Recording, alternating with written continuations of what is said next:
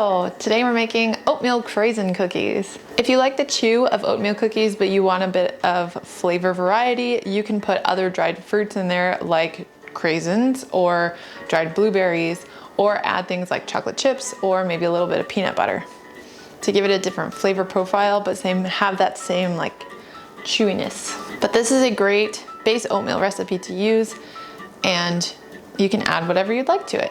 Let's go. These cookies are really easy to mix up in one bowl, though I do recommend using a stand mixer if you have one to make stirring that much easier. The dough comes together quickly, so you can have cookies in just under 20 minutes. Start by preheating the oven to 375 degrees.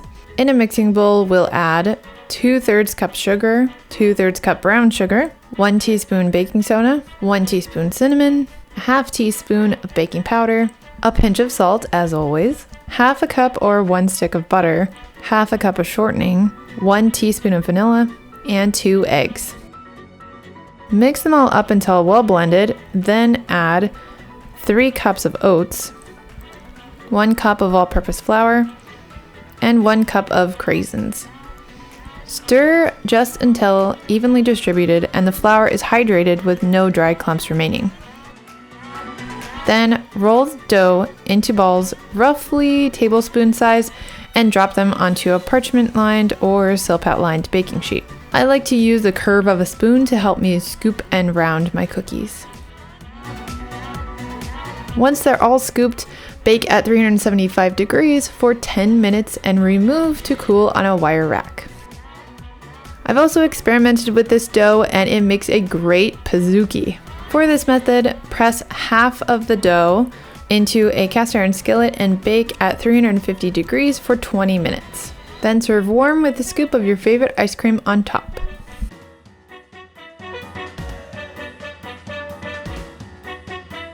Look at how round and just aesthetically pleasing this oatmeal cookie is. This one in particular came out really well. Time to try.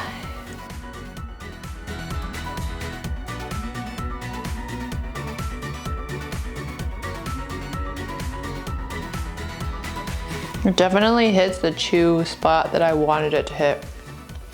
Now the thing that I've discovered about oatmeal cookies, I talked about this a little bit in my cookie series video, which I'll put a link to in the description, where I go through like the main ingredients that are in every cookie and how they affect the outcome of the cookie, the flavor, the texture, that kind of stuff. But in the one where I talk about ovens and your pans and things like that, I talk about making sure that your oven is up to temperature before you put the cookies in the oven.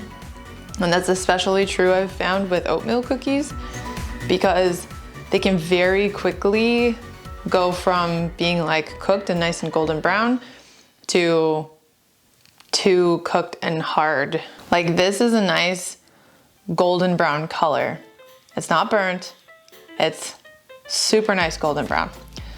And the cookie is soft, which is what you want out of an oatmeal cookie. That's what I want anyway. Maybe you like crunchy cookies. Anyway, so for oatmeal cookies in particular, make sure that your oven's all the way up to temperature. Give it an extra couple minutes to actually get up to temperature once it beeps that it's ready. And then put them in the oven for 10 minutes and only 10 minutes. Take them out, because when I took these out, because they're hot, it still looks like it's kind of not done all the way in the middle. It looks very shiny and almost liquidy. When you let them rest and cool all the way, they'll kind of solidify and cool down to the soft, chewy texture. But if you look at it and you say, they might need more time, and then you leave it in there, it'll get too done. It'll get overly baked. So it is a little bit tricky, because by looking at it, you're like, I hope that makes sense and isn't confusing. But 375, 10 minutes exactly, done.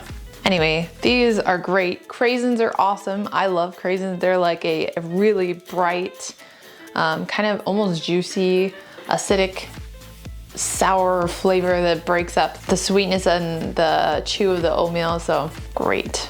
But peanut butter and then adding chocolate chips instead of the raisins or craisins would be Peanut butter chocolate chip oatmeal cookies. That sounds real good. Maybe I'll have to make that next. This is my issue.